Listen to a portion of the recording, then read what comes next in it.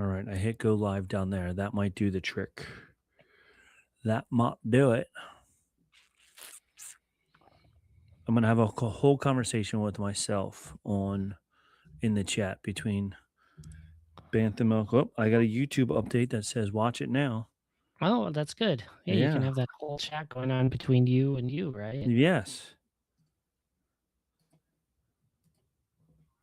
Hi, how are you? All right. Oh, there we go. Okay, let's see. All right, I hit go live down there. That might do the trick. Yeah, I I hear hear me. That you. might do it. Let's see if I hear you. I'm gonna have a whole conversation with myself on in the chat between Bantha Milk. Oh, I got a YouTube update that says watch it now. Oh, that's good. Yeah, you Yeah. can have that whole chat going on between you There and we you, go. right? I hear you also. Yep, Perfect. yep. All right, all right, all right. We got a friend in the chat. Shell 1943 says hi. She gave us a little wave. Hi. Hello. Hello. Just behind the All scenes right. figuring everything out with us. So Yep. All right. Oh, got to start the Audacity, and then I think we'll be ready to go. Close this for a second. Audacity.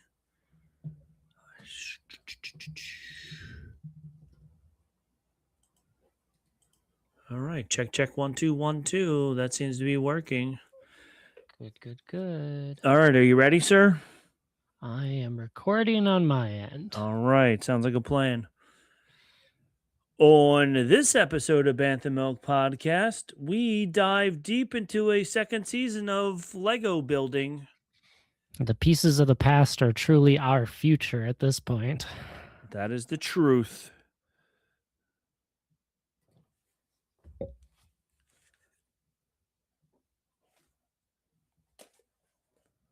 Do you hear anything? Nope. Oh, come on. What the? There we go. Oh, darn it. All right, let's zoink.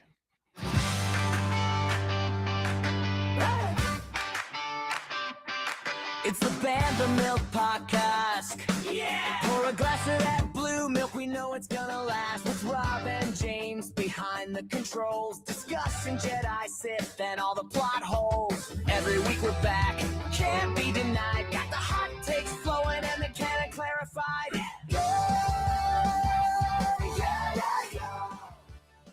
Yeah. Bantha Milk Podcast is back, baby. Woo! Woohoo! James is here. I am Quick here. venture into Tomorrowland of old. My goodness. I know, right? We did a Star Wars podcast day last time that we were on. Big celebration of the first ever Star Wars podcast. And we dug deep into, refresh my memory, Star Tours, the very first opening of Star Tours, the big celebration. It was That's silly, it right. was campy, it was weird, and it was 1987. So that was that. But now we're back with some more fun stuff, all about rebuilding the galaxy one more time. Yes. It's so good. It was so much fun and so Easter eggy. My goodness, they sure do love to throw in Easter eggs, from deep dives to small dives to everything in between there. I am genuinely shocked at how many they keep on finding to put in. Like I know it's a vast universe, but Right. it's pretty impressive. So It's very impressive, and we're going to tell you all of them tonight, just for the later on, for the first 2 episodes, because there's so much stuff to talk about. We have to break it down into 2 parts, episodes 1 and 2, and then later on episodes 3 and 4. So James, what's new with you? Anything exciting or fun going on over there in Star Wars Wisconsin? The funnest thing that happened is I was in a Lego store this weekend and they had a display of the big Death Star that's all opened up with all the rooms and the scenes. Oh, very nice. That was so cool to see in person, like way too expensive for me to even Oh think my about. And goodness. don't want to think about trying to find the space for it, but like Yeah. seeing it in person is like, this is such a cool set. Like I just keep getting more and more behind it of like I'm glad this is on display somewhere so I could really enjoy it. Yeah, and I like the idea that they did because they did like a slice of the Death Star rather than a giant circle. So if you're going to make it that big, make it so that it doesn't take up so much space that you can't do anything with it. And I also enjoy, speaking of that, that they do a little fun action scene in what we're going to talk about tonight in that specific Lego set, which is Yeah. pretty funny. That was such a good thing. Such a Yeah. good tie-in. Oh, Yeah, so good. So this is fun for even though it's just Legos and every episode's 26 minutes with probably 5 minutes of credits at the end. So they're short 15-20 minute episodes, but it's fun. And there's so much little things and so many fun things to look at and look for, which is what makes it even more fun. But before we get yes. into that, let's talk about first all the other shows on the network. You got Ears Up, you got Puny Pod, you got Buena Vista Boys, you got Fantasyland Draft League, and the Supreme Resort, and also Fantasyland Draft League. It's brand new, so definitely check it out. Find it. It has a new feed there on the network, and you will hear James and I on. I don't know why he said May 4th. I don't know what was so big about May 4th that he wants to do a Star Wars draft on that day. Or at least around May 4th. I Or don't know if around he May was 4th. totally convinced. There's a lot of great days in May that work for There Star Wars now. So There are a lot of them, but it's definitely going to be Star Wars month in May, so it'll be worth it to have two Star Wars people on the show.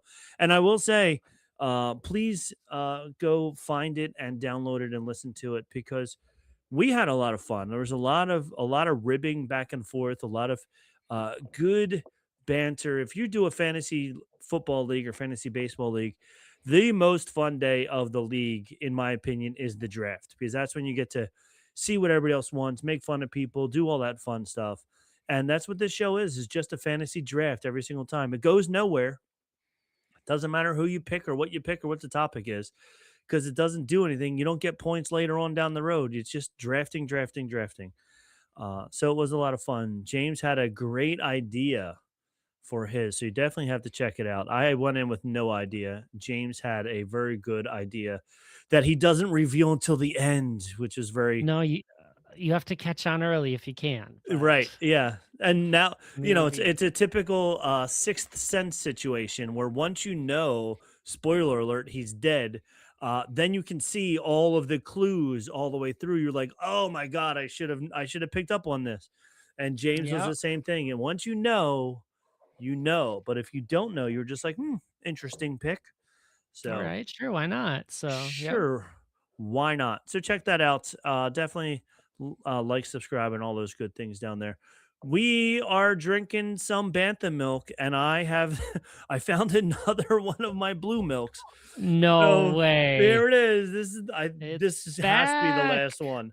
It's back. You, The you said blue that one. last time. I know I did. I might just go back to the store because it's nearby and just get more just to keep saying, this is the last one I have, I swear. But Magnify Brewing in good old New Jersey, which is under about 16 inches of snow right now, this Yep. smoothie sour ale blue milk with blue raspberry, coconut cream, and vanilla ice cream. It's delicious. I love it very, very much. I think you should definitely go get it if you can, if you have the resources to go to Magnify or if you can find it in a store anywhere. But James, what are you drinking? Well, since you're repping Jersey, I'm still repping Wisconsin. There we So, go. center of the state from Stevens Point for whole hogs. I got JP's Casper, a white stout, which Oh, is an odd combination. I feel like. I it feel is. like it's kind of that mix of that dark, like Pilsner or whatever you had a couple Yes, episodes ago. the ale that was so dark or lager or whatever it was. It was Yep. really, yeah. So, so I have Um, the other side of it. you sure So do. But the problem is you don't never pour it out, so we can't tell how white it is. Yeah, I you know. just drink it right out of the You, bottle. When you I'm just gonna like yeah, glug it get a the little long pour. bit. Yeah. What could All go wrong? what could go wrong? Exactly, exactly. All right, well, this one's way It's under up to pressure. you. Here we go. Let's see. Oh, I got Ah, a little nice. pop, but no real. Yes, that was a good one. I All got a right. little. You got more of it than I got. All right, and of course the Ah, giant reveal of the blue milk, which is the best part of it's this. so blue. It's so blue. It's so awesome. Still not And as so creamy as expected to be, but I think that's probably a good thing. yeah, So, it's chunky with the coconut, but it's definitely not as creamy as it could be. But yep, mhm. there it is, the good old blue milk. It's almost as like the blue milk that they had. Did you guys have this near you? Hold on. It's like you got that carton back there, right? Yeah, With yeah, the the carton blue of blue stuff. milk. Yeah, I don't remember ever seeing that around here. Um, dropping everything. All right. So True Moo. Oh yeah, yeah, we get that occasionally. Yeah, so True Moo had, and it's Star Wars inspired by Star Wars Galactic Edge Blue Milk. Pour the power of protein. It was blue colored vanilla low fat milk with other natural flavors. And I saw somebody else that did the same thing first, so I'm not taking credit for it. But if this is not full, there's not milk in here. It's not been sitting on my shelf. I'm Somebody, really glad to hear that. yeah, somebody else I saw they spray painted the inside of the bottle blue so that they would keep it blue forever. So I did the same thing. I spray painted the inside. It's pretty much the same color that it was when I was in here. But yeah, True Moo Blue Milk. Maybe they'll bring it back for Star Wars for May this year again. The But that was from anniversaries make sense. So yeah, that was 2024 that this came out. It's been sitting here ever since. Put that right back there. There we go. yeah. All right. Cheers, by the way. I didn't even drink mine yet. I'm sure you did. I haven't either. I've been waiting. So Still tastes like coconut. hmm. Oh, this is nice. It's got that kind of like darker stout flavor, but it's still very like light on the top of it. So Very cool. this is a very good win. There you go. I wish we could see how light it was, but whatever. You're gonna make me go grab a glass at some point tonight, and I Nope, will no. respect it. So Just at the very end, you just got to do the long just a pour into couple your mouth. drops. Yeah. All right. Star Wars news. So I have all of these news articles here. Some of them good, Ooh, some of them are just blah. But okay, whatever. In okay. the past 2 weeks, Andor showrunner Tony Gilroy talks Dave Filoni rumors and Disney not wanting him to discuss fascism. Did you hear about this? No, So, previously reported that Dave Filoni disliked Rogue One, a Star Wars prequel. Filoni, who got to start working on the Clone Wars with George Lucas, was a creative driving force behind the Mandalorian. This is, let's see if this keeps going. Here we go. This is from comicbookmovie.com. So, no, ads popping up all over the place. I feel like Jason. All right. So, Filoni has publicly praised Andor, but whether it's his idea of Star Wars, the show made a point of avoiding characters like Emperor Palpatine and Darth Vader. It's another matter altogether. In an interview with the Hollywood Reporter, Andor mastermind Tony Gilroy shares his take on the Filoni rumors. We've only met a couple of times, and we've only had a half a dozen conversations over the last 10 years, he said, denying any creative clashes. Seriously, I saw Jon Favreau at a scoring session once. We've always gotten along with those guys, and we've never had anything but high praise for everything that they've done. We only have our show because of them, and we've always said that was true. There's no Andor without the Mandalorian. It would not exist. So it has never been anything but cordial and pleasant. Ever, ever, ever, Gilroy continued. I don't know anything that you don't know. I really don't. The rest of the interview is politically charged. Originally called for Andor to be 5 12-episode seasons. It's previously been reported that Diego Luna didn't like the idea of being committed to a 60-episode series, which is why season 1 took place over a year, and the following 4 years were condensed into season 2. Had the series stuck around, the comparison to real-life events would likely continue, and Disney, like many studios, mostly tried to stay out of politics. So I had another article about that. Let's see. that's it. Like how like the whole prequel trilogy is like politics front and center. It's Yeah, like an acknowledgement that Star Wars is a political framework in a lot of ways too. So it's like politics has to be a part of it. Maybe does it have to be a mirror to a lot of the real world? No, but like you're not going to take politics out of this. right, exactly. Does So it have to be whatever. like front and center? No, but But it's always going to be there from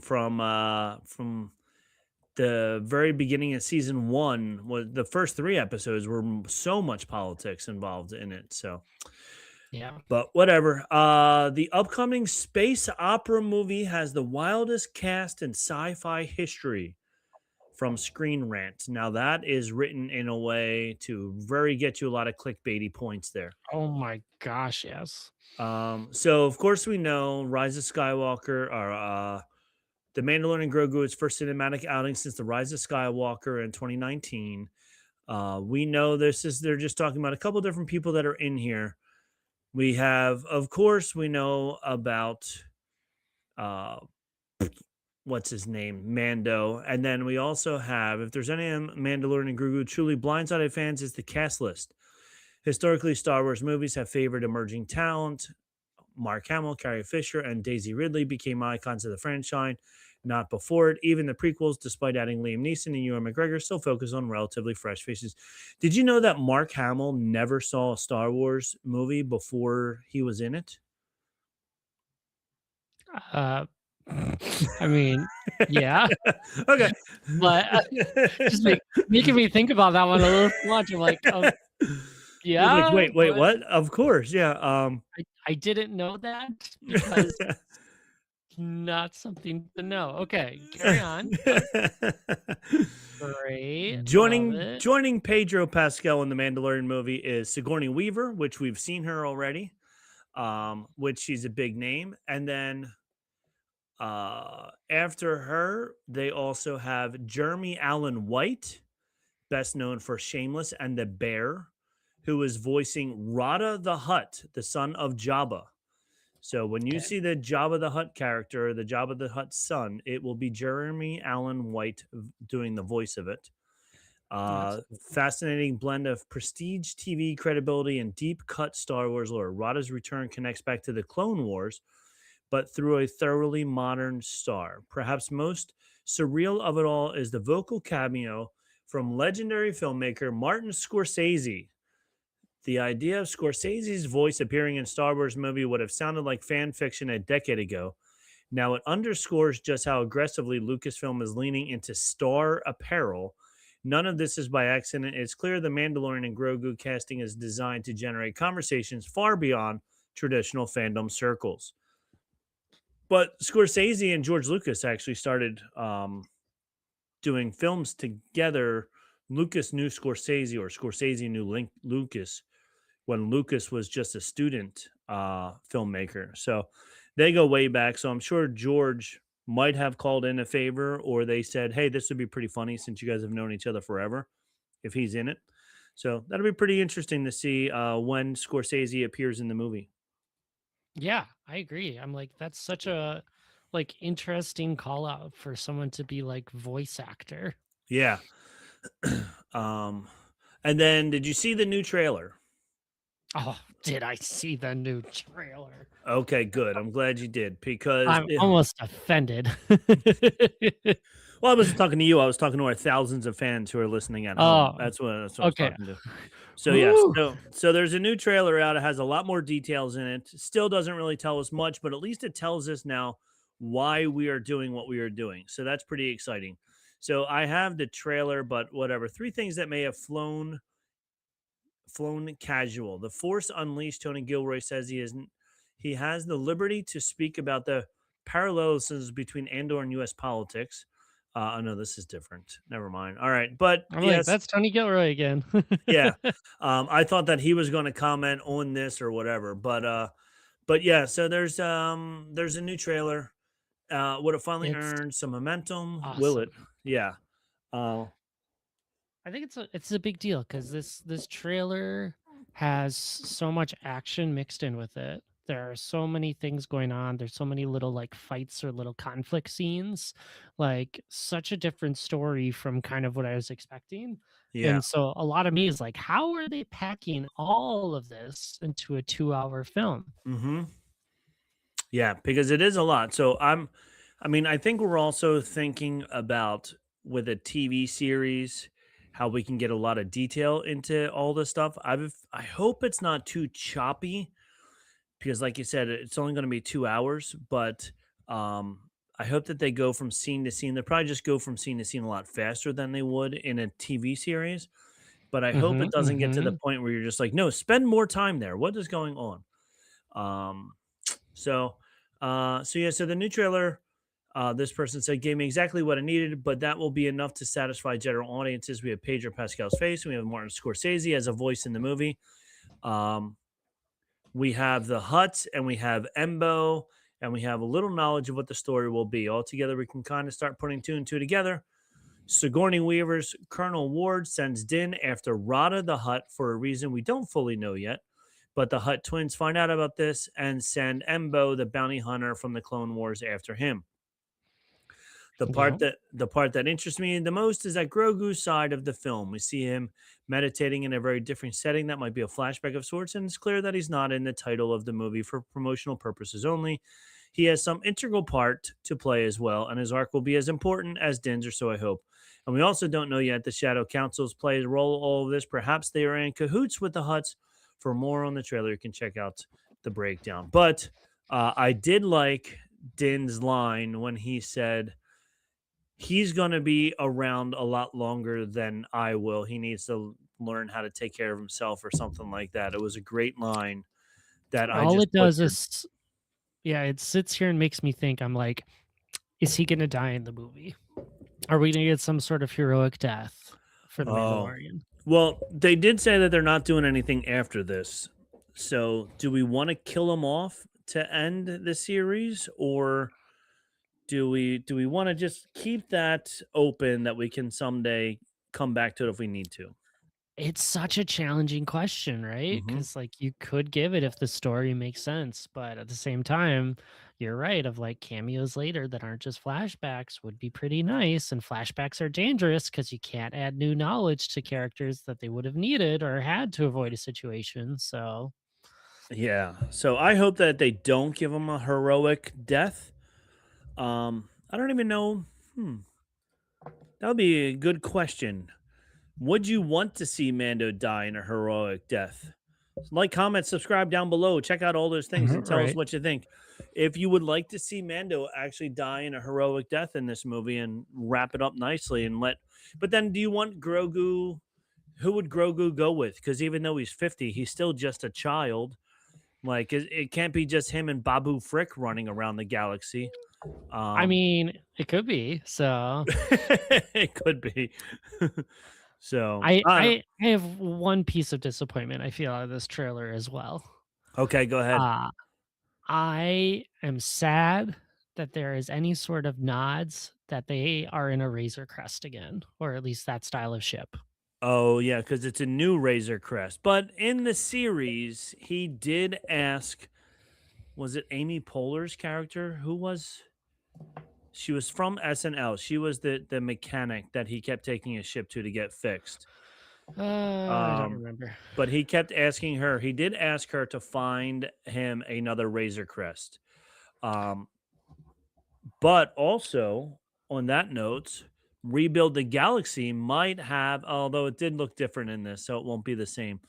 But in Rebuild the Galaxy, they did have when the Mando no when the Landolorian flew away in his Razor Crest, it looked like it was the Razor Crest with the F1 ship that he has that he's flying around in now, sitting on top of it. If you look at it Oh, when it flies away real fast, it looks like you can see both ships on top of each other. But in the preview with the yellow one, it doesn't have that on top of it. So they're not going to do that in real life. But that would be interesting if they did that. If he had like the the starfighter ship mounted on top of his Razor Crest at some point, that would be. That would be, yeah. Because I'm kind of like, like it yeah, was so nice to have the N1 Starfighter and everything in there. the Like, it was N1. Yeah. cool. cool a piece of it and everything. I'm like, I kind of want that. Like, what's not to like about that? So I did like it, but it's like going from the Millennium Falcon to an X-wing. Like you need that ship that has extra storage. If you're going to be taking bounties in, you can't take bounties in an N1 starfighter. There's no room for you to take that's anybody true. in. Okay, that's a really good argument. So you need something a little bit bigger. You need an RV type ship to be able to haul in bad guys. So he's gonna go back to bounty hunting, and that's why that one's gonna show up. Yes. Okay, okay. I am a little more on board. Still, I wish they would have left that as a surprise. Yes. So maybe he leaves it for Grogu to fly later on in life. He parks it in a storage facility and gives Grogu the keys to the storage facility. That would be really good. So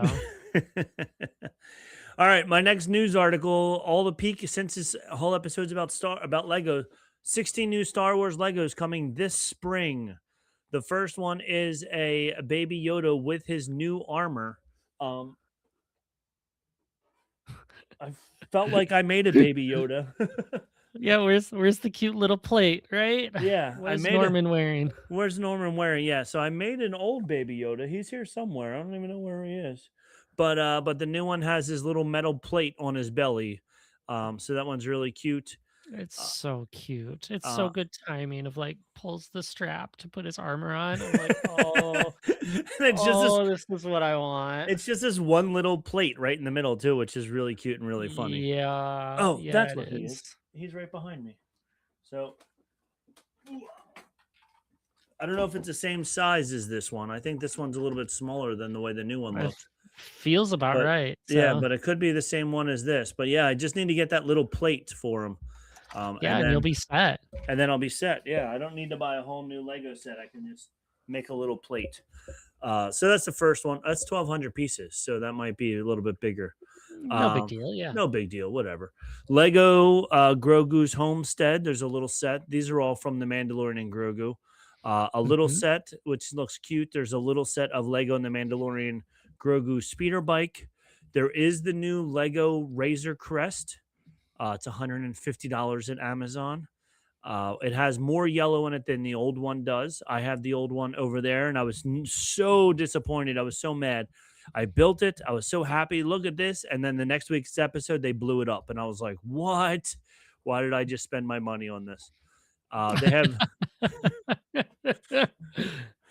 they have the New Republic X-Wing. All these are from Mandalorian and Grogu. The Lego Anzella Starship, which we saw in the preview, and Lego ATRT Attack, attacking a snow cannon thing. And then also the Lego, the Mandalorian and Grogu Allies and Villains Brickheads. So there are 1, 2, 3, 4, 5 brickheads in this set. They're all from Lego and Mandalorian, Mandalorian Okay. and Grogu. Yeah. Yeah. Then there's the throne room action set, which is neat. I didn't get into the dioramas as much. Me personally, I'm more of the helmet guy, as you can see behind me. I have almost all the helmets. You But do. they're doing a lot of dioramas now, which are neat. This one's pretty cool. The throne room duel. There's like long poles that you can move Darth Vader and Luke Skywalker around on these long poles as Palpatine sits there and watches. Darth Vader's TIE fighters coming back. A new Lego Mos Eisley Cantina, which opens up bigger, so you can close it or open it up. Lego Luke's Red 5 X-Wing. It looks looks like a small one. It's interesting. And then a small Lego Millennium Falcon. Let's see. It's only $100, so it's not that big. It's not the $1,000 one. It is. Oh, it's like it's weird. It's in between big and small. They make the really small ones. It's bigger than that, but it's smaller than the normal one. And it doesn't say four smart figures. I'm looking to see how many pieces it is. It doesn't say on the website how many pieces it is. Interesting. Building instructions. You can build it without it. All right, and what else? Yoda's Hut and Jedi Training. That's cute. Lego AT-ST Attack on Endor. So they're all the new ones for Star Wars. Oh, and there's a new Lego land speeder, Luke's land speeder, also. Mm. So a bunch of new Lego sets, pretty cool. We went over before some of the old sets that are going away this year. So if you want an older one, better check it out. If not, then you can get these new ones. Star Wars Best TV Shows is just getting an unexpected sequel. There's Star Wars Rogue One, Cassian Andor, and Jyn Erso's story continues. These are another official tie-in focused on Jyn Erso dealing with her story immediately before the events of Rogue One. This makes sense. Jyn may not have had her own TV show, but her backstory has been fleshed out in tie-in novels such as Beth Revis's Rebel Rising. These are comics. Erso #1 by Ethan Sachs and Ramon Rosanos, releasing on June 3rd. Sounds very promising indeed. So there's two new comics, one for Cassian and one for Jyn Erso coming out, series of Andors. Yeah, I was gonna say when you were starting to talk about fleshing out their stories, I'm like, there's not any more flesh left to flesh out. On this There's too, nothing. so, like, It ended. There's nothing you can do. we then. have an end. You can We only go have- backwards. So we need the story before, and if we're gonna do it, we got plenty on Cassian. So yeah, Jyn would be great. Trude and Baze could be interesting as well. Like there's plenty that they could. Not that we need to keep telling the same story in Star Wars, No. but by all means, if it's good, I'm If in. it's I'm good. on board. So And then the last thing that I have are rumors that Star Wars Skeleton Crew Season 2 is reportedly now in development. I love hearing that. I love hearing this also. I hope this is true. And I hope that I don't want them to write it fast and make it bad, but I want them to write it fast enough so that the kids don't age too much. It's not 2 more years before we start filming and all the kids now look like the kids in Stranger Things. I was gonna say, why are you talking about Stranger Things again? Because that's exactly what this feels like. It's like Yes. if Goonies waited too long and did a sequel or something. So, Yeah, can you imagine Goonies 2 right now? no, They're I all- can't. they're It's all like, all right, 50. you're all having your Yeah. own kids. So yeah. So it's just a remake of the Goonies. All the adults they're all the adults in the first Goonies, and it's just all their kids are now doing the same thing. They all moved together to a different part of New Hampshire, and suddenly there's another hidden pirate ship somewhere else, but whatever. Mm. All right, that's it for my news. I know you Mm-hmm. want me to go on and on and on with more and more news, but that's all I have. Do you have anything else to add to that? It's like the only news I saw was speculation about a new projection show coming in Star Wars Galaxy's Edge at Disneyland because they filed permits for new projectors to be added on buildings, but who knows what that really actually means. And that's projectors. That's not nearly as fun as comics. No, but it still would be cool if there is new stuff. I do like the fact that and you guys have seen it. I think you saw it also. I That did. when they do the fireworks in Disneyland, if you're in Galaxy's Edge, there's a whole different screen projection and music that goes along with it than if you're on Main Street, which is pretty neat. That's neat that they were able to do two different things at the same time. So I really enjoy that. Definitely doesn't line up as well, but still good. But still good. But it lines up close enough. Yep. All right. Absolutely. So while we wait for that, let's hit this. Yeah. I'm the Jedi of the week. I've been running it like I be Yoda for a minute. Putting on a clinic with my homie Obi-Wan Kenobi. Can you feel it? On the field like a real one. Yeah. All right. Jedi of the week for my man, James. What do you have for us? Jedi of the week. I had a really hard time as we have now moved on to the second half of the alphabet and the letter N. Apparently not a lot for this one. So we are talking about Nadar Veb. Okay. Nadar Veb was a young Mon Calamari Jedi who was the Padawan to the late Kit Fisto. We talked Oh, about him in the letter K. yes, we did. So, good follow up on this one. So Nadar um was like, I mean, there's no way to describe this poor kid other than a quiet tragedy. Like, born into wartime, got stuck joining the Republic and leading the commanders, got rushed through everything to get the Jedi Knight rank super early, like just had to keep on moving and moving and moving. So he's not like a peacekeeper because he was always at war. So he's just fighting and fighting and fighting and fighting. And so because of that, like he's like, yeah, we're being like too passive. The old way isn't great. Let's get on it, as Anakin would call it, aggressive negotiations, wherever he learned that one Well, from, yes. right?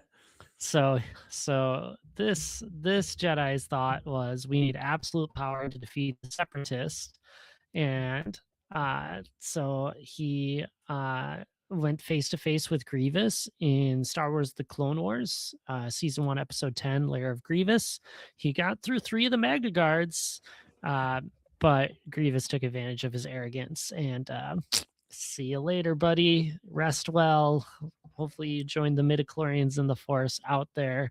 Unfortunate that he became just too aggressive and violent and missing out on opportunities that could have otherwise been. Nice to see diversity amongst the Jedi rank, of course, but not our best representation of the Jedi. Jedi of the week, Nadar Veb. His time was cut way too short due to his own arrogance. Yep. All right. Well, Nadar Veb. Easy for you to say. There we go. Well, it's maybe an if he was end. the chosen one, he would have lasted longer. So yeah. Yeah. So awesome. Well, that's the end of that. And just like Nadar Veb, it's been cut short because so has he. Oh. All right. Well, we're going to take a quick commercial break. And then when we come back, we're going to talk all about building with Legos.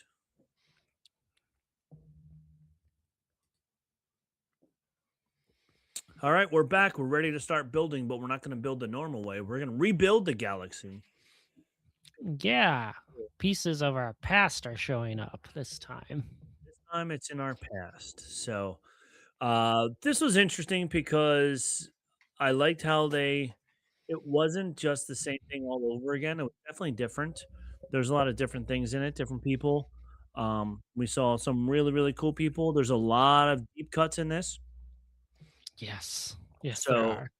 I'm going to go through with what I have written down for the first 2 episodes and then jump in anytime when you saw something that I didn't see. I will do my best. All I right. have to tell you, I watched this for the first time while I was donating platelets.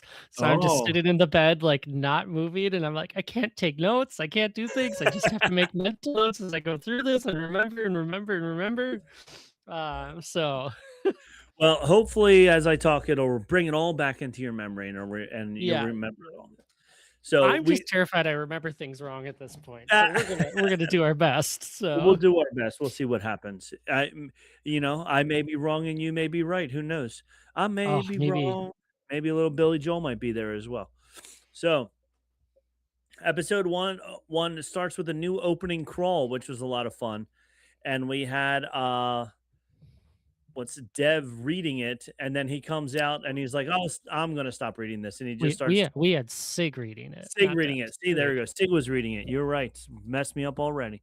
We had Sig reading it, and then he is like, "Oh, I'm gonna just tell you the story and whatever." So it was funny how he jumped onto the opening crawl, and I was trying to decide if that was like a joke. Like, I played a lot of Lego Star Wars games and like you could skip cutscenes and things like that. And I'm like, is that kind of like a thing of like, oh, I'm skipping the cutscene I'm not interested in. Let's just move on. let's move on. That could be. That's a good take on it. It sounds like that would be something that they would do too.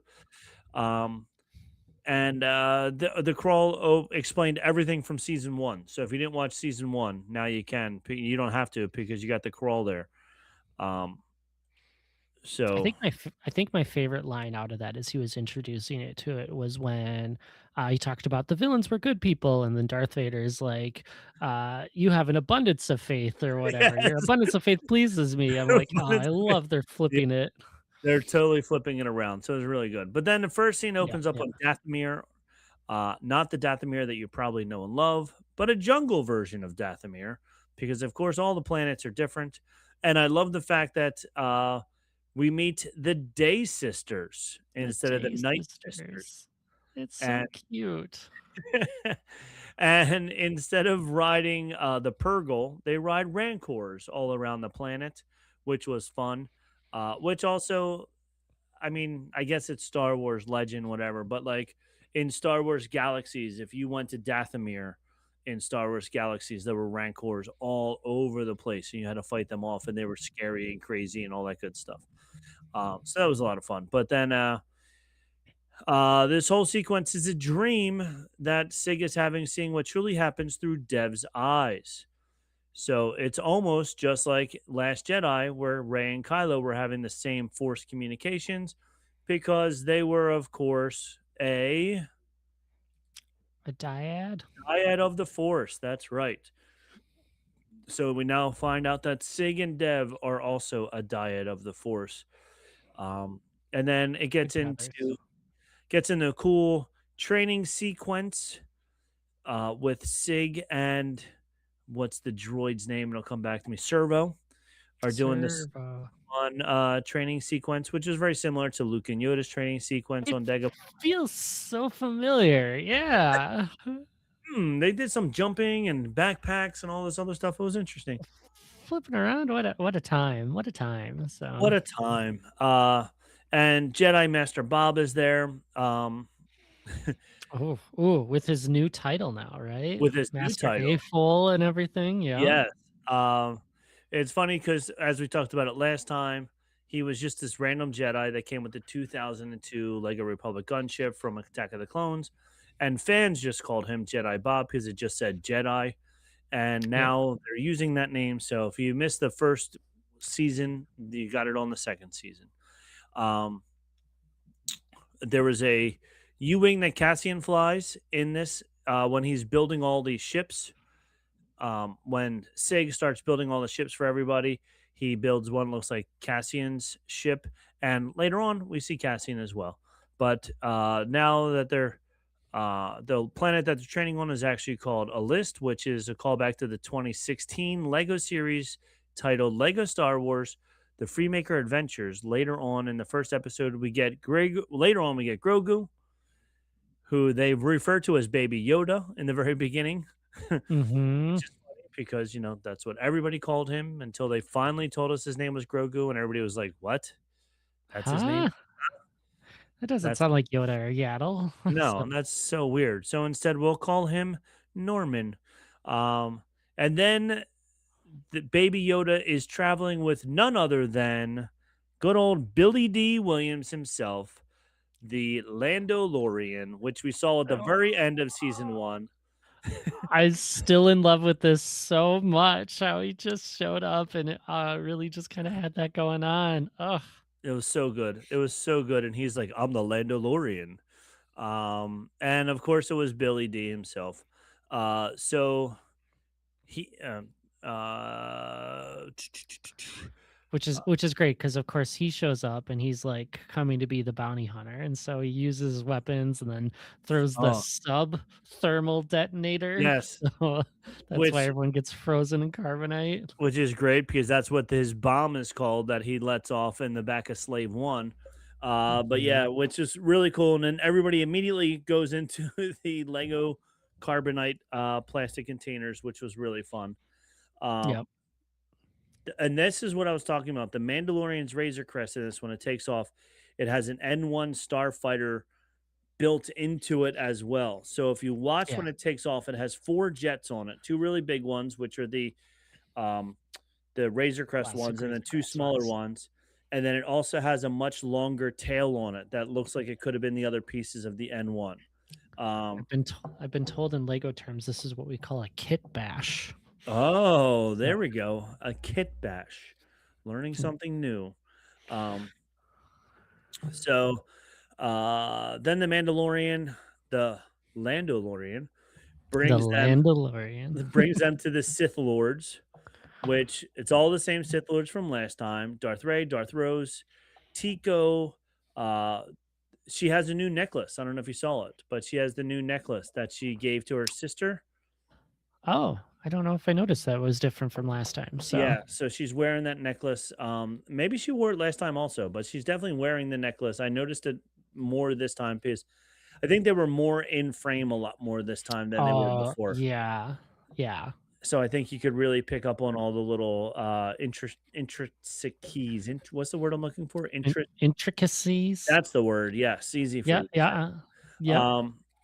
So Darth Kisto, Darth Nubs, which was really It's funny. so good. Yeah. And then the one that I thought last time I was confused about, of course, was back the Darth Jawa. So they find them on the, as they called it, the battle ball. Yeah. And Why couldn't we think of that name?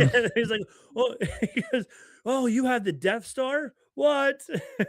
So that was really funny that they were calling it the battle ball and he called it the A Death battle Star. ball. Yeah. Um, and then this is when they're having the fight scene all through the chase scene, basically, if it were a Scooby-Doo chase scene through the Lego Star Wars $1,000 Death Star. Which is just incredible to watch them use all the little pieces and Uh-huh. all the stories of it. It's like, this is exactly what that piece of Lego does. This is just such a great use of all this space. Like, I just absolutely adore this. They had the Mon Calamari stormtroopers playing what's the card game? Sabak? Sabak, playing Sabak. She jumped on the table. She was like, "Oh, you're playing Sabak? I like this game." So yeah, so they did all that. It was really fun. He knew that underneath the floor was the trash compactor, and even that Hmm. scene was really cute because it was totally a throwback to when we saw the trash compactor scene in New Hope. And he was I like, did. Oh, "Go ahead." you go first. I was just gonna say he was like, "Oh, this is my worst day ever," and then the creature with the one eyeball comes up and swallows him and pulls him under. Yeah. I did have some qualms with that because Jedi Master A Full, Jedi Bob, ripped open the floor. That's not very force building of him. That is not. That's more forced destruction, like our good friend Yeah. Dev is. Yeah. Yeah. So I'm Um. like, hmm. mm, But I like what happened. So I get on board with that. So Yeah. So it was fun. And then the heroes escape the battle ball, and then and then Servo's like, "Wait," because Servo comes in with, and I did love they did this in this scene, and they also do it in episode 2 as well, where they have when they do like wide shots of the Millennium Falcon, the black Millennium Falcon flying, they use like mhm. the little one that Yes. so when they do wide shots, they use the little one, and then when they do more close-up shots, they use the bigger, the full-size Dark Millennium Falcon that you could get, which I thought Mhm. was very cute, very creative the way they did that. Um, but of Yeah. course, I love that that's mixed in. yes, and Servo comes to save the day. He goes, "Jump on," and then they're like, "Get us out of here!" And he says, "Wait, I have one thing I have to do first." And he goes down the trench run and drops the two what are they called? The proton torpedoes Proton down the torpedoes. hole, Yep. flies away and blows up the battle ball, which is really fun. Of Um, course. yeah, because why not? And then they go to Dathomir to find Dev from Sig's dreams, and here we get the explanation of what this ancient ruin is. And it's could be foreshadowing. As Jedi Bob describes that it's an ancient place that nobody knows who created it. In Ahsoka season 1, our heroes find themselves in a completely new galaxy. There's oh they talk okay, so they do um this has a lot of ties possibly with the purple rift where they go to the unknown of what happened in Ahsoka season 1 when the creatures take them to the other galaxy. This is very Oh, with similar to the that. Purgle? The Yeah, yeah, Purgle, okay. yeah. I can see Uh, that tie-in, so yeah. So maybe we'll see more of that in season 2. Who knows? Um, yep. but Dev and Sig work together, building and destroying this ancient temple. They accidentally open a portal to the Force Hold, which is what we were just talking about. Very similar to what they had in Loki and in the MCU, and Yeah. could even be What similar to Stranger Things, where the two galaxies were trying to come together, type of thing. yeah, anytime you just think of a rift that exists inside of a place where you can walk between two little spots, that's exactly what it is. Yep, and that's what they were doing, and that's when we meet Darth Solitus. Is that how you say his name? Solus? I forget how. Solitus. Solitus, yes. Solitus was I don't calling out, know. I right? don't think he ever took a Darth as a title. I think it's just Oh. Master Solitist. I think he just left evil but didn't embrace like the Sith side. So Oh, even more interesting. Good. I didn't even think of that. yeah, We learned he was calling out to Dev and to um Dev's brother to make them open sick. Yep. to make them open the prison that he was trapped in and let him free. And has the ability to end the endless cycle of good versus evil. I'm trying to think what else. Then Because he's gonna reset the galaxy into yes, solitude. Thus his name Solitus. Solitus, Solitude, Solitus. And then we find now that the Sith and the Jedi have to work together to take down the Solitus character. We could see our heroes, Din, Jaren, Boba Fett, Ezra Bridger, Harrison Sedula, and the whole New Republic team up with Grand Admiral Thrawn. What do you think in season 2 of Ahsoka to Oh, all come back? We'll see what happens. Uh, yeah. I don't know if I'll see that one happening, but I don't think I'm so either. willing to sit it out and see what maybe. Yeah. And then that's pretty much the end of episode 1. Um, I'm trying to think if there's anything else that happened after that. He comes in and then it's pretty much episode 2 starts up like really soon right after that. So episode 2 starts up with an old logo, the old Lego Star Wars Oh, logo. it's such a good start to it. Such just a good nod. So Yeah. And then we have a flashback to what happens between Jedi Bob and Solitus in their universe, and I love that it was in 4 by 3 also, since it was four a by flashback. three. Yes. I'm right with you. It makes me so happy. That's just the silly little things like that, like, "Oh, we're gonna do a throwback? Let's throw back to when TVs weren't rectangular, when they were more square." Really Um, makes it fit with that 4 by 3 kind of era. yeah, So and it was even like a little bluey, like it was a little not bluey as in the character Bluey, but like blue hints to it. So it was yeah, like Bluey and washed Bingo are out a hanging little. out. They were hanging out. So then they came across the ancient location that Jedi Bob actually had to turn against his master because he saw him going down a dark path, pushing him into the Force hole to be trapped seemingly forever. So we see that flashback, which was a good Yeah. flashback, and it was even fun. Like Jedi Bob looked younger too, which was funny as well. He didn't have his beard Yeah, or anything like that. he Um, did. Like, what is such a nice thing. So yeah. And then we come back to the regular galaxy and we see K2SO, which is of course voiced by Alan Tudyk, which was great that they have so many of like Alan was it Billy D. Williams, it Mark seems like Hamill. just about anyone they asked to come back who had done voice work for things just came back to do it. Yeah. So Yeah. So it was really fun. In this series, he's still evil because he wasn't reprogrammed to be a good guy. And now we learn that Solus's ship is called the Oblivion Runner, a reference to mhm. the Blockade Runner, which is what sort of half of the ship was, and the other Yep. half is a Lucky Hole class starship, the same ship that was taken down by young Anakin Skywalker in the Phantom Menace. Solus also described his grab for power as a new Dark Age, which is a reference to the Old Republic, which was the old Dark Age, which is considered the Dark Age. So he said this is going to be a Mm. new Dark Age. Um, Yep. and then it just cuts to Darth Maul and Queel. And they were standing on the snow planet, and he's just like, I love. He's like, you know what's great about this planet? Every day is a snow day, and we had a Hmm. snow day today, so it was wonderful. So I'm Oh, with you on that one. just like meant to be. Yeah, I love that he started singing the whole like Duel of Fate song and everything. Like, and he's so jumpy. He's all over the place. I know it's just so dang good with that one. It's oh man, what's not to love? And then of course Quill is like, I have spoken. You Yeah. should not have spoken. And it's like, oh, just beautiful Just lines so fitting in with beautiful, all and of it it. was also So it's also fun seeing Darth Maul in all white and just his black and red face. It was such a juxtaposition to his outfit that he was wearing. I yeah. thought it was pretty fun. Um, Oh, so good. so, Bespin and Hoth are the two combinations and that has forced. Oh, and then Maul gets sucked into the force hole. There's a hole, and he just gets sucked up and into it.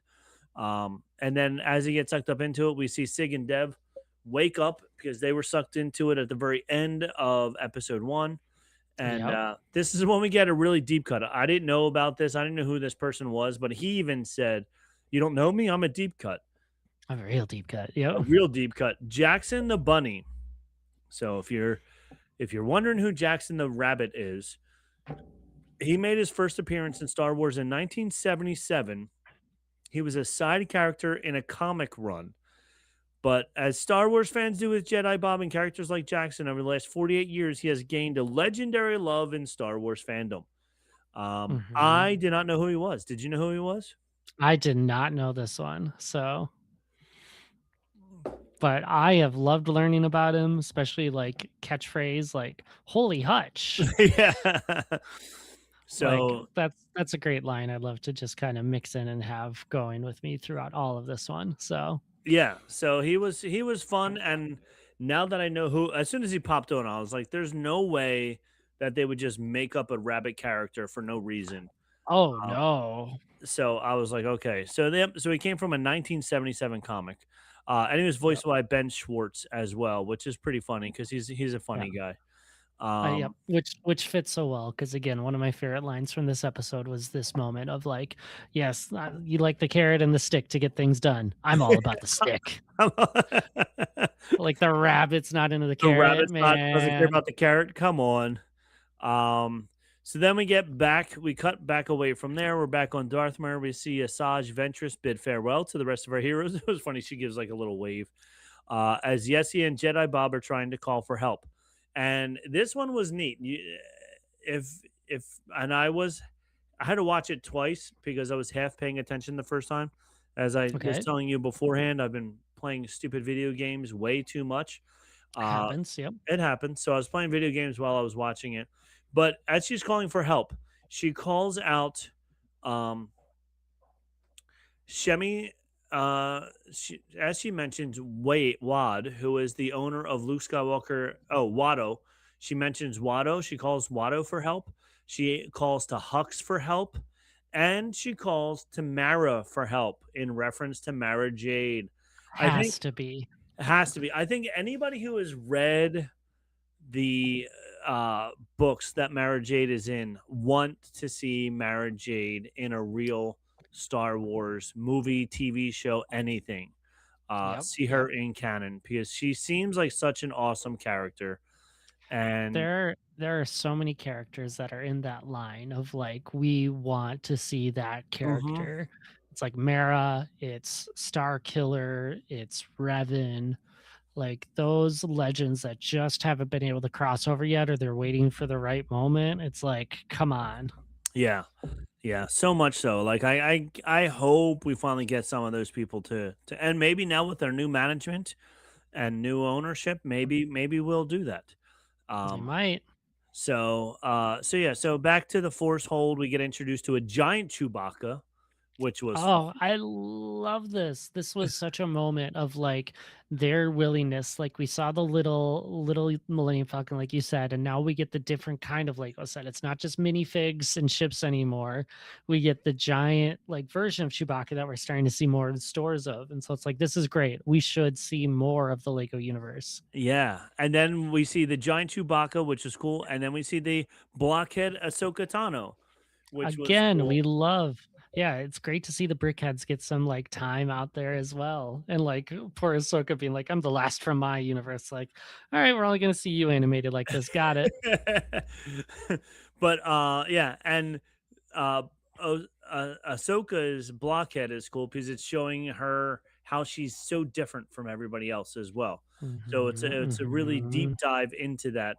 But like you said, later on we get into um the Jedi Bob, yes. Well, I think that's in a couple of seconds where we see all these other Jedi as well. But Jedi Bob and Yessi have to get back to Canto Bight.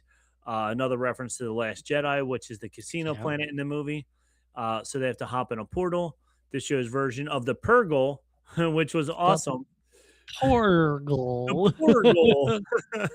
Yeah, yeah. So they were Purgles with porg faces, which was awesome. I think that's the only way I actually like a porg. But anyway, Oh, they uh, looked like I've seen Porg Lego sets that look like that, and so yeah, I'm like, this is very much that tie-in. So yeah, which was awesome. But then in the farce, we get here we go. This is when we get introduced to the rest of Ahsoka's village after she talks about how she's different and all that stuff. But we see your favorite. You didn't, I think, I don't think you didn't draft him. Somebody did draft him though. Cal Kestis shows up oh in yeah. it. And this is when he says, I'm the last surviving Jedi until the The game is last over," or survivor. something like that, which is great. Yeah, Um, just such a good line. So yes. So that's a great line. We see him. We see Ben Solo is hanging out back there. He has a little scratch on his face, which is, mhm. the Grand Inquisitor. We see Bib Fortuna. Um, a couple others out there as well. And then Salacious Crumb is in there, and Yeah, they yeah. even he even makes reference to Salacious Crumb, and he says, "I'm not going to bow down to him," or something like that. I forget what he Not says. like a Kowakian monkey. Yeah, So and then yep, Salacious Crumb, like just like you see him is right there. hop off the set, which is pretty funny. It's so Uh, sad. So So then force all to see if there's a way out or just get some answers. And then I love this is when we learn Servo's new storyline for episode 2 and even through the rest of it. He's now trying to learn all the emotions that humans and that everybody else has that robots don't. And he falls mhm. in love with the Empire droid, the oh Viper what's droid named Viper. So yeah, the it? probe droid is what The they call it. probe I'm like, droid. we're putting a Wally plot in here, but they can both talk. So Oh, it was so cute. He's like, "I think I'm in love." yep, that's Um, exactly how it works. So and she was great. She's, like, carrying him around when they're flying through stuff. She's, yeah, like, carrying him yeah. around and everything. So it was pretty funny. Just another great moment too, when it's like, Servo, you should wait on the outside. Yeah. And He's no, like what if you need me? Well, what if we need you to save us again? You yeah, and the like, Viper, wait.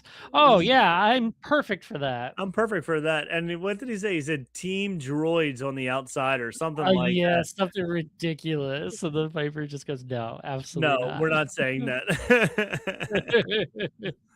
And then, I like, I forget who was it might have been Ahsoka was saying, like, "We have to go in nice and quiet and try and sneak in." Mhm, And mhm. Dev goes, "Or we could go in loud," and just breaks the wall. Bang! Yep, not a stealth mission anymore. Not a stealth mission. So then they discover that they're all the Sith and Jedi artifacts that gave Solace all the power he needed to get out of this place. We even get to see a Sith holocron, which was a neat way that they Yeah, did it because it really looks just cool. like the holocron over my shoulder. With Uh-huh. Sith Kai Mundi, which I think is your favorite Jedi Master Kai Mundi. You should. Nah, it's not necessarily Kiadi Mundi. That might just be some other random Sarian. So He taught Solidus how to he turn did the he galaxy. he didn't talk about the droid attack on the Wookiees, so I don't know No. if he knows about this. So But their hopes of escape are stopped when Sith Lord Obi-Wan Kenobi and another deep cut Dark Revan come in, Darth which was great. Revan, yeah. was like, finally Obi-Wan shows up. We've been waiting for that one. So I Yeah, had to like find out if he was good or evil. I thought for sure there was no way they would turn Obi-Wan Kenobi bad, but yet Hmm. they did. So very disappointed in that because Obi-Wan Kenobi's a good guy, always a good guy. And it's funny because even in this, he's like doubtful, where normally he's the most optimistic character of all time. Yeah, Uh, absolutely. And Darth Revan holds true as the quiet type. yes, he So doesn't talk at all. He doesn't talk at all. mhm. So then everything looks bleak. All of the Jedi are getting beat down by Obi-Wan and Revan, and then the same thing that happened when they first met the giant Chewbacca is the Jurassic Park vibrations happen, and Yep. that's when uh not Dev, but his brother was like, "I think we'll be Sig. okay." Sig will Yep. be like, "I think we'll be okay," and then giant Chewbacca busts through the wall, and behind him is our hero Servo, Servo. and then Viper's like, they became friends. It's You like, taking a liking to this primitive lump of circuitry. Oh my gosh, so rude. oh, so funny. Um, so then they break out of the hero, they break the heroes out of the jam that they're in. And then we get back to the regular galaxy. We see Solstice at Canto Bight, where all the Jedi are. Jedi Mhm. Bob and Sally are driving the Dark Falcon. And this is another scene where we saw the small Falcon and the large Falcon. Yep. And then here you have pretty much all the villains in Star Wars as Jedi. Jedi Count Dooku, Jedi Cad Bane, Jedi Palpatine, Jedi Darth Vader, Jedi Jabba the Hutt, Jedi Jana, who's not a bad guy, but she is from the sequel trilogy and the Rise of Skywalker. Yep. Um, so they promoted her up to Jedi. And then there's this huge fight sequence, which was a lot of fun. It was good. Everybody's trying to fight Solidus, and finally he's just like, "All of you go away," and he just banishes everybody to the nowhere. And all that's left is Palpatine. He does his famous spinning move, and he scratches him just a little bit on his face, and then Mhm. he too is sent away. And then Thanks to Solitus's super cool weapons, the nunchuck lightsabers. Chuck Like, come lightsabers. on. He's holding them kind of like Ahsoka does sometimes, where he holds them both sideways. He holds them both out. He throws Just them does it both all. down to capture He is Palpatine. he is 100% what I as a kid would have made as Legos in that moment of some sort of villain, and I adore it so much. It was so good. So then at the end, all the Skywalkers are there and Greedo, which is funny because Greedo and Leia are like an item because he shot first or something. I forget how that happened. He shot his shot first, He and now shot he it. proposed. Oh, I love it. Yeah, And then so dang. Jedi Bob starts to build something to try and get them up to the Dark Falcon. And as he's doing that, Solidus to start pulling them down. And then Greedo mumbles something to the Skywalkers, to the rest of the Skywalkers, and they go, no. And he jumps down onto Solidus like he's going to somehow do something against him, which he, of course, uses the Force, stops him, and throws him to the side. But he does distract them enough that they're able to get back to the Falcon. And then we see they fly away. And then Sig and Dev are fighting together to fight Obi-Wan and Solidus, or to fight Obi-Wan. Obi-Wan said Solidus is when he's like trapped underneath the board. He says Solidus is omnipotent and all is hopeless, which is funny because as the rest of the good guys escape into the void, and then Sig says, "Always a new hope when you need one." And of Mm, course, that's in reference to A New Hope, the Star Wars a episode new 4. hope.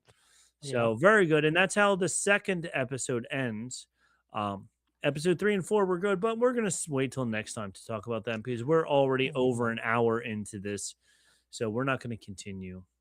Yeah. But I adore a lot as we keep on watching and talking about these of like how predictable but not predictable a lot of this is. Like you can guess sometimes when the line is coming or what it's going to be and how they're going to tie something Star Wars in, but sometimes they're just clever enough that I don't feel like I notice it and I'm just like I'm here for this. This is fantastic.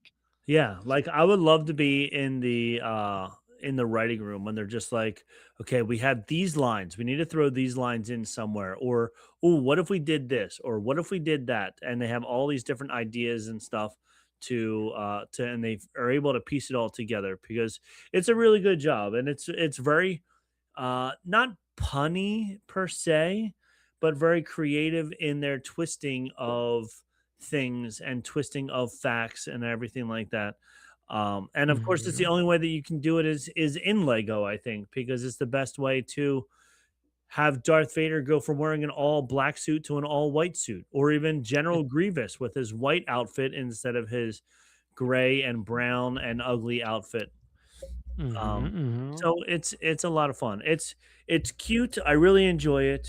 I think it's fun. And like you said, you played the Lego games. I played the Lego games before, so it is fun because this is what you wish you could have done with the Lego games, where you could build, what did you call it? Mashing the mashing of the sets? A kit bash. Yep. Kit bash. Yeah, like I wish you could kit bash in the Lego games. That would be a lot of fun. It would be. It would So be. So, yeah. all right.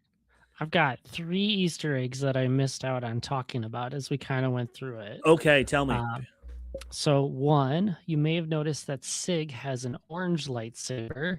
Apparently, his voice actor asked for him to have an orange lightsaber, Oh, that's and cool. so I think it's Gaten, if he asks for an orange lightsaber, gets an orange lightsaber. So, not just, Samuel L. Jackson getting Yeah. that one. So I liked that. They mentioned Solitus's first name is Pab, P-A-B, which is said to be an abbreviation for pick a brick, Oh, which okay. is another part of the Star Wars universe or the Lego The universe Lego to universe, yes. kind of get those. And the other one, I haven't listened close enough or know if it's true, but someone on the internet has said that they transposed the Night Sisters theme from a minor key to a major key to Okay. make it sound like heroic and positive. I need to go and listen again on that one, but I made a note because I'm like, that's a pretty cool thing. But I Yeah. don't know if I'm musically inclined enough to say, like, oh, I noticed this one, and that's for sure a thing. But I'll have I'm to ready. I'm ready to go double check. yeah, I'll have to ask my music friends at school tomorrow if that is the case.